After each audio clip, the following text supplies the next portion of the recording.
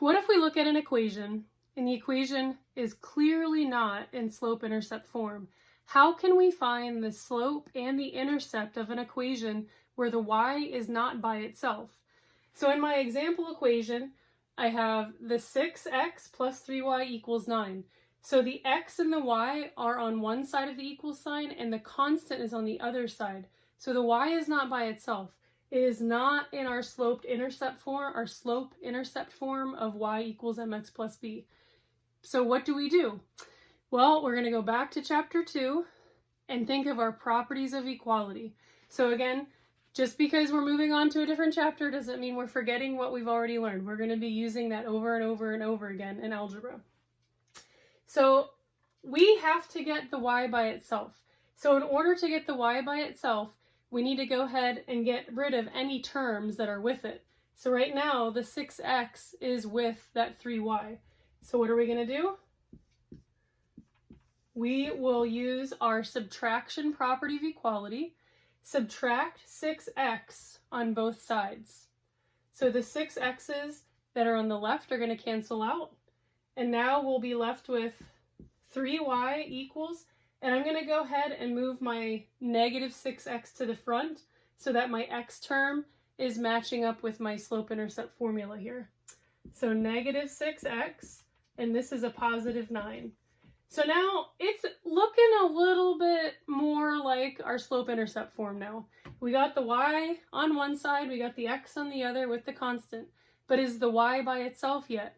No. So our slope-intercept form says that y is by itself. So right now, y is being multiplied by 3. The opposite of multiplication is division, so we'll use our division property of equality. And if we divide by 3 on one side, we have to divide each term on the other side by the same thing. So we're going to divide all terms by 3. So the 3's on the left are going to cancel out. And we'll have a negative 6 divided by 3 over, and then plus a 9 over 3. So if we were to rewrite this equation now that the y is by itself, we have y equals, and what's negative 6 divided by 3? Negative 2, and the x is right there with it. And then we have a plus 9 divided by 3. What's 9 divided by 3? Plus 3. So if we see an equation that is not in slope-intercept form, all we're using is the properties of equality to get the y variable by itself on one side of the equal sign. Now that this is in slope-intercept form, we can easily identify what the slope is. So our slope is a negative 2, and we can easily identify where our line crosses the y-axis at, which is going to be at positive 3. So just remember that putting our equations in the slope-intercept form is going to make it really easy to graph that line, as we'll see in the next couple videos.